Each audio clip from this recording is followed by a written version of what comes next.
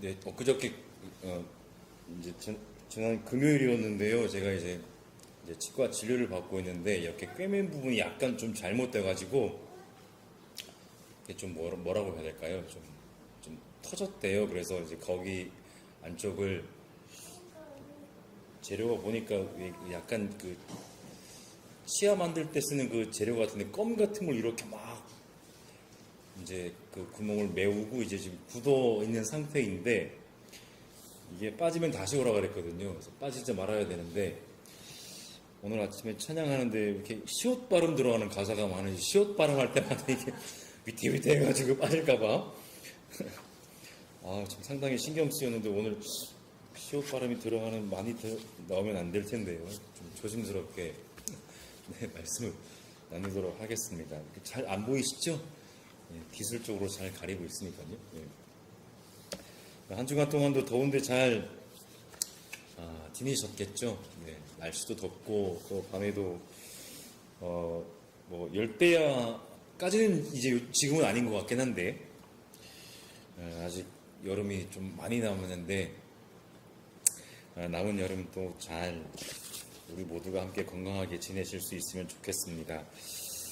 계속해서 갈라디아서 말씀을 함께 살펴보고 계시는데요. 지난주 5장 1절까지 함께 살펴보셨을 때 그리스도께서 우리를 해방하셔서 자유를 누리게 하셨다라고 하는 말로 이제 바울이 끝을 맺었습니다. 그래서 우리를 이제 자유롭게 하셨으니까 바울이 갈라디아 신자들에게 권면하고 명령하기를 다시는 종살이에 멍에를 매지 말라라고 얘기했습니다. 이것이 단순한 권면이 아니었다라고 하는 것을 우리는 잘 알고 있습니다. 이제 본문의 형태에도 명령 형태로 바울이 이제 말을 했습니다. 그러니까 여러분이 이미 자유의 신분이 되었으니 다시는 종살이에 멍에를 매지 마십시오라고 하는 것은 단순한 권면이 아니라는 것이죠. 그것은 엄한 명령이었습니다. 계속해서 오늘 본문에서 바울은 이제 종살이의 멍에를 매지 말라라고 하는 것을 더 구체적으로 그들에게 이야기를 하고 있는데 이제 그들에게 바울이 말하고자 하는 주제가 이제 조금 더 명확해지고 있습니다. 그것은 바로 할례입니다. 할례. 바울은 말합니다. 갈라디아 신자들이 할례를 받으면 만약에 할례를 받으면 이미 할례를 받은 신자들이 있었는지는 모르겠습니다만은 할례를 받으면 그들을 해방하시고 자유를 누리게 하신 그리스도가 그들에게 아무런 유익이 없다라고 바울이 그렇게 얘기합니다. 아무런 유익이 없다라는 말은 아무런 도움이 될 수 없다라는 의미이고요. 즉 갈라디아 신자들이 할례를 받고 또 그 할례에 의지하는 한 그리스도께서는 그들을 도우시려야 도우실 수 없다라는 말이 됩니다. 너무 심한 말 아닙니까? 라고 반문할 수도 있겠지만 어쨌든 바울은 지금 그렇게 얘기하고 있습니다. 여러분들이 할례를 받으면 또 지금 뭐 당장 받지는 않았어도 할례라고 하는 것에 여러분들이 마음을 뺏기기 시작하면 그리스도는 여러분들에게 아무런 도움이 될 수도 없습니다. 라고 그렇게 얘기를 하는 것이죠. 바울이 너무 과장해서 말하는 것 같지만 사실은 그것이 사실입니다. 할례를 받는다고 하는 것이 작아 보이지만 결코 작은 일이 아니라는 것을 바울이 지금 엄중하게 어떻게 보면 경고를 하는 것일 수도 있고 권면을 하는 것일 수도 있는데 바울은 할례를 받는 모든 사람에게 혹은 할례를 받아야 하는 건 아닌가라고 생각하는 모든 사람에게 다시 말합니다. 할례를 받는 사람은 즉 할례를 받기 시작하면 그 사람은 그것에서 멈추면 안 된다라고 하는 것이죠. 왜 바울이 이런 얘기를 하는지 우리가 잘 알아야 할 텐데 할례를 받는 것에서 만족하고 그래 나는 할례를 받았으니까 이미 하나님의 백성이 되었지 라고 하는 것에서 안주를 하면 그것은 자기 기만일 뿐이다 라고 하는 것이죠. 할례를 받을 뿐만 아니라 할례를 받았다면 그러니까 할례를 받는 것이 그렇게 중요하다고 생각을 했다면 그 사람은 율법 전체를 당연하게 이행해야 할 의무도 함께 짊어져야 하는 것이라는 것이죠. 할례만 받고 그 사람이 하나님의 백성으로서 지켜야 될 율법의 수많은 계명들을 하나라도 빠짐없이 지키지 않는다면 그것은 이율 배반이고 자기 기만이다 라고 하는 얘기를 지금 바울이 하고 있는 것입니다. 지금 갈라디아의 신자들을 혼란스럽게 하고 있는 이들의 결정적인 잘못, 즉 예루살렘에서 내려왔고 갈라디아 신자들에게 여러분이 하나님의 백성이 되려면 할례를 받아야 됩니다 라고 얘기를 하는 이들이 하는 결정적인 잘못이 무엇입니까? 바로 율법 전체를 함께 지킬 것을 요구한 것이 아니라 그저 할례만 받아야 된다 라고 얘기를 했다는 것이죠. 더 큰 것, 즉 하나님의 명령으로서 율법을 무겁게 받아들이고 그것을 지키며 사는 것에는 그들 어느 누구도 관심이 없었다라는 것입니다. 그저 할례 한 번 받고 이른바 소위 민족적으로 유대인이 되면 자동적으로 하나님의 백성이 되고 그것으로 모든 것이 끝이다 라고 그들을 기만했던 것이 문제입니다. 제가 목사 좀 개인적인 말씀을 드려 좀 죄송합니다만은 목사 안수를 좀 일찍 받았습니다. 2003년 몇 월 며칠인지는 제가 잘 까먹었네요. 아마 2003년이었을 건데요. 2003년에 그러니까 20대 중반에 목사 안수를 받았습니다. 이제 군목으로 이제 입대를 하게 되어 있어서 동기들보다는 뭐 거의 한 10년 정도 이제 안수를 일찍 받았습니다. 그때는 그게 되게 자랑스러웠거든요. 이렇게 빠른 나이에 목사가 된다는 것은 진짜 개인적으로 되게 자랑이고 영광이었습니다. 목사 안수를 준비하는 모든 과정이 되게 기쁘고 즐겁고 행복했고 세상에서 정말 나같이 훌륭한 목사가 될 사람은 없는 것 같았습니다. 그런데 목사 안수를 받는 그 이제 목사 안수 예식 그 장에서 이제 안수를 받고 내려오는데 저도 모르게 이유 없는 눈물이 막 쏟아져 내리는 거였습니다. 근데 그것은 절대로 기쁨의 눈물이 아니었고 뭐라고 해야 될까요? 자기 연민의 눈물이었다라고 해야 될 것 같습니다. 목사 안수를 받으면 모든 게 끝나는 것인 것처럼 생각했던 제 자신이 너무나 불쌍했고 목사 안수를 받으면 모든 것이 자동적으로 저절로 뭐 하나님 일이 되는 것처럼 생각했던 제 자신이 너무 한심하고 너무 어리석게 느껴져서 막 눈물이 쏟아지더라고요. 이제 시작인데 모든 것이 목사 안수를 받으면 끝나는 것처럼 생각했던 제 자신이 너무나 한심해서 흘렸던 눈물이었습니다. 그때 그 마음은 지금도 여전히 변함이 없어서 도대체 내가 뭘 어떻게 하면서 살아가야 될지 헷갈리고 혼란스러울 때가 참 많은 시절을 살고는 있습니다. 할례를 받는다라고 하는 것은 사실은 하나님의 백성답게 살고자 하는 삶의 시작에 불과한 것이지 할례를 받으면 모든 것이 끝나는 것이 아니라고 하는 것을 그들은 알았어야 했는데 예루살렘에서 내려왔다는 그들도 그들에게서 할례의 복음을 들었던 갈라디아 신자들도 할례만 받으면 모든 것이 끝나는 것인 것처럼 그렇게 자기 기만을 했던 것이 그리스도의 십자가 복음을 왜곡하는 결정적인 요인이 되었다라고 하는 것이죠. 따라서 바울이 4절에서 말한 율법으로 의롭게 되려고 하는 사람에서 바울이 말하는 율법은 율법의 행위, 즉 할례를 가리킨다라고 보는 것이 맞을 것입니다.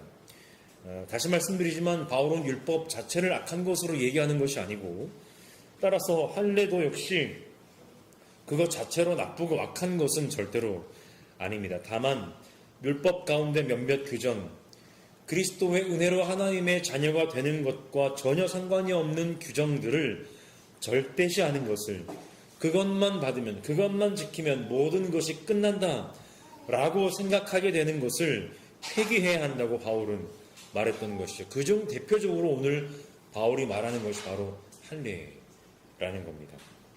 바울이 이미 3장 말미에서 말하는 것처럼 세례를 받아서 그리스도와 하나가 되고 그리스도를 옷으로 입는 데에는 유대 사람도 그리스 사람도 종도 자유인도 남자도 여자도 없는 법입니다. 그런 마당에 유대인의 표지라고 할 수 있는 할례를 받아야 할 이유도 당연히 없지요. 이방인의 신분은 그대로 그리스도의 은혜로 하나님의 자녀가 되는 것인데 거기에 할례를 받음으로써 유대인이 되어야 되는 그 통과홀에는 절대로 하나도 한등 필요치 않은 것이라는 겁니다. 따라서 이제 이미 하나님의 자녀가 된 갈라디아 신자들에게 더더욱 할례를 받을 필요는 없는 것입니다. 오히려 그들은 성령을 힘입어 살아야 될 필요가 있는 것인데 몸에 칼을 대는 할례를 의지할 것이 아니라 늘 그들에게 역사하시는 성령의 도우심을 힘입어 의롭다고 하심을 받을 소망을 간절히 기다려야 한다고 바울이 얘기합니다. 바울은 얘기합니다. 그리스도 예수 안에서는 할례를 받거나 안 받는 것이 문제가 아닙니다. 가장 중요한 것은 믿음이 사랑을 통하여 일하는 것입니다. 라고 얘기합니다. 할례를 받는 그 행위를 하기보다 믿음이 사랑을 통하여 일하는 그 믿음의 일을 하라는 것이죠. 사랑의 일을 하라는 것입니다. 사랑의 일이 무엇인지는 이제 오늘 본문 말미에서 나오겠지만, 그렇다면 도대체 할례를 받거나 안 받는 것 자체가 문제가 되는 것이 아니라면 왜 바울은 이렇게 입에 거품을 물고 극단적으로 할례 문제를 반대하는 것일까? 한번 생각을 해볼 수 있겠습니다. 그게 그렇게 큰 게 아니라면 할례를 그 정도 할례를 받고 살 수도 있는 것 아닌가? 눈에 보이지 않는 표지 없는 것보다 눈에 보이는 표지를 가지고 살아가는 것이 때로는 그것을 통해서도 그냥 자기 위안, 자기 만족 얻으며 살아가는 것이 좋은 것 아닌가? 오늘 우리 식으로 얘기하면 그리스도의 십자가의 복음이 무엇인지 잘 몰라도 그냥 교회만 그냥 꾸준히 나가는 것만으로 내가 자기 만족 삼으면서 살아가면 남에게 해코지 안 하고 다른 사람에게 큰 잘못하지 않고 살아가면 좋은 게 좋은 것 아닌가? 라고 생각을 해볼 수도 있습니다. 물론 틀린 말 아닙니다. 그렇게 살아간다고 해서 어느 누구 하나 그 삶을 잘못됐다고 생각할 이유도 필요도 없습니다. 그러나 우리들에게는 더 적극적으로 우리가 살아가야 될 삶의 모습과 자세가 있다는 것이죠. 도대체 내가 예수를 믿으면서 살아간다는 것이 무엇인가 라고 하는 것을 우리는 생각을 하면서 살아가야 한다라는 것이죠. 그저 예수 믿고 잘 먹고 잘 살고 그렇게 살아가는 것만으로만 만족하는 것 말고 그 이상의 내가 예수를 믿는 이유와 목적이 있다고 하는 것을 우리는 알아야 한다는 것이죠. 아니면 우리가 이미 알고 있지만 그런 삶을 사는 것은 너무나 피곤하기 때문에 너무나 힘겨울 수도 있기 때문에 그런 삶을 사는 것을 감히 용기를 내지 못하고 살아갈 수도 있는 것 아닌가 생각을 해보게 됩니다. 도대체 바울이 왜 그렇게 할례 문제에 대해서 이렇게 극단적이라 싶을 정도로 반대를 하고 있는가? 바로 바울이 9절인가요? 9절에서 말하고 있는 것처럼 바로 적은 누룩이 반죽 전체를 부풀게 하기 때문입니다. 할례 그 자체는 너무 작은 문제이지만 그 작은 것이 우리의 삶 전체를, 신앙 전체를 잘못된 방향으로 이끌 수 있기 때문입니다. 할례 자체는 그 자체로는 작은 문제이지만 그 작은 문제를 대하는 태도를 확실히 정해놓지 않으면 엄청난 결과가 뒤따를 수도 있다라는 것이죠. 여기서 말하는 엄청난 결과는 무엇입니까? 바로 하나님과의 올바른 관계가 뒤틀어지고 멀어지는 것이죠. 하나님과의 관계가 멀어지는 것을 막기 위해서 바울은 12절에서 또 한 번 극단적으로 이렇게 얘기합니다. 할례를 가지고 여러분을 선동하는 사람들은 차라리 자기의 그 지체를 잘라버리는 것이 좋겠습니다. 복음서에서 예수께서도 너희 지체 중에 무엇이라도 네가 죄를 짓게 만들면 차라리 그 지체를 잘라버리거나 빼어버려라 라고 말씀을 하신 것처럼 바울도 이 지금 할례를 가지고 극단적으로 당신들 여러분들을 선동하는 사람들, 예루살렘에서 내려왔다는 유대인 그리스도인들 일 텐데요. 그 사람들은 차라리 자기의 그 지체를 잘라버리는 것이 좋겠습니다 라고 그렇게 바울이 좀 극단적으로 얘기를 하면, 이것을 또 문자 그대로 이해를 하면 좀 곤란한 상황이 또 닥치게 될 텐데, 따라서 아무리 할례가 작은 문제라고 해도 한번 그것에 걸리기 시작하면, 그것에 마음이 쓰이기 시작하면 갈라디아 신자들이 지금까지 믿음으로 바울이 전한 복음을 듣고 믿음으로 달려온 것이 너무나 헛수고가 될 수도 있다라는 것이죠. 바울은 그것을 너무나 잘 알고 있기 때문에 그들에게 이렇게 얘기합니다. 여러분은 지금까지 잘 달려왔습니다. 그런데 누가 여러분을 가로막아서 진리를 따르지 못하게 하였습니까? 라고 얘기합니다. 여러분, 누가 그들을 가로막았는지 바울도 갈라디아 신자들도 잘 알고 있습니다. 바로 예루살렘에서 내려온 유대 그리스도인들입니다.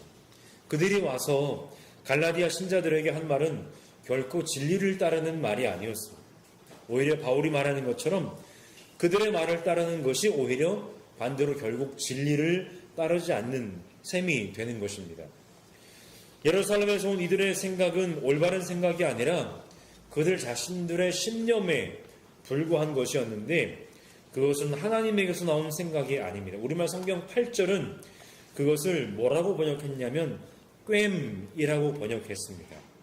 유대인 그리스도인들이 갈라디아 신자들에게 와서 할례의 복음을 전하는 것은 하나님께서 그들에게 준 믿음과 생각이 아니라 그들의 자신들 속에서 나온 꿰임이었습니다. 마치 바울이 그것을 염두에 두고 한 말이었는지는 모르겠습니다만은 창세기 3장에서 뱀이 하와에게 나타나서 그를 꿰었던 것처럼 바로 예루살렘에서 온 유대 그리스도인들이 갈라디아 신자들에게 한 그 좋은 말, 그 듣기 좋은 말은 바로 그들의 머릿속에서 나온 꿰임이었다라는 것이죠.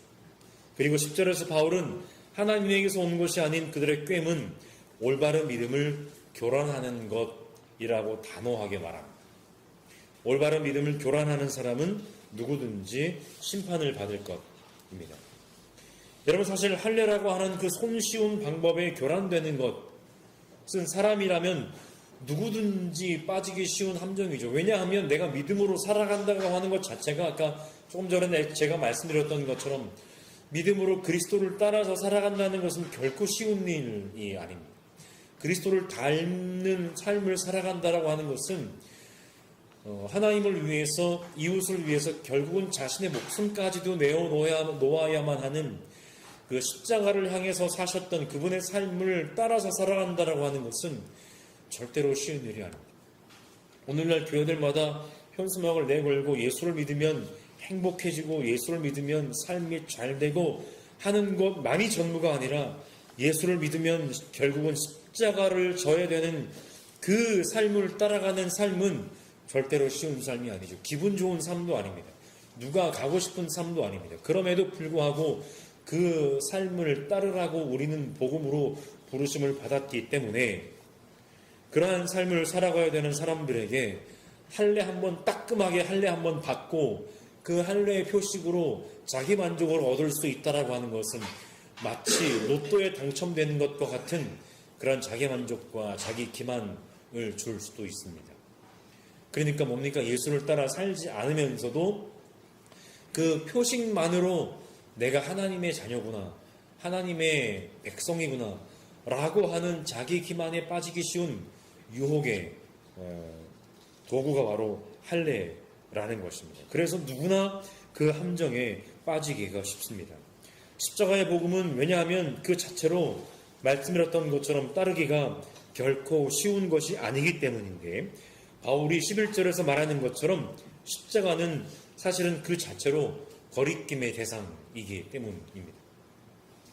차라리 바울의 입장에서도 할례의 복음을 전하면, 할례의 복음을 전하면 그나마 박해를 받지 않고 할례의 복음을 듣는 사람들의 입장에서도 한번 따끔하게 몸의 아픔을 겪고 나면 손쉬운 방법으로 자기 만족과 자기 안위, 자기 기만 속에 사로잡혀서 평생을 살아갈 수도 있는 손쉬운 복음이 있는데 바울은 그 복음을 전하지 않고 누구나 거리게 하는 십자가의 복음을 전했다라고 하는 것이죠.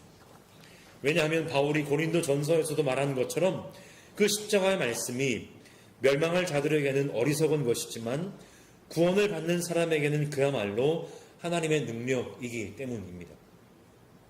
십자가가 아닌 할례를 가지고 선동하는 사람들은 차라리 자기의 그 지체를 잘라버리는 것이 좋을 것이라고 바울은 말합니다. 왜냐하면 그 속에는 자기 기만만이 있을 뿐 온전한 사랑의 섬김이 없기 때문이죠. 바울은 다시 갈라디아의 신자들이 하나님의 자유로운 자녀들임을 상기시킵니다. 하나님은 예수 그리스도의 십자가를 통해 그들을 자유로운 당신의 자녀들로 삼아 주셨습니다. 하나님께서 주신 자유를 누릴 자격이 그들에게 주어졌습니다. 하나님이 주신 자유를 누린다는 것은 자신의 욕망을 위해서 사는 것이 아니라 사랑으로 서로 섬기는 것을 의미합니다. 이런 의미에서 자유와 방종은 엄연히 다르죠. 14절에서 바울은 예수께서 하신 말씀을 그대로 갈라디아 신자들에게 전합니다. 모든 율법은 네 이웃을 내 몸과 같이 사랑하여라 하신 한마디 말씀 속에 다 들어있습니다. 라고 얘기합니다. 여러분, 그러니까 예수를 믿고 따른다라고 하는 것은 어떠한 할례를 비롯한 어떠한 여타 종교적인 행위에 몰두하고 그것에 열심을 내는 것이 전부가 아니라 어떻게 보면 너무 우리들의 입장에서 지금까지 종교적인 행위에 열심을 다하는 것이 믿음이라고 생각했던 우리들의 입장에서는 너무나 싱거운 한마디 두마디이죠. 하나님을 사랑하고 이웃을 사랑하라 라는 것.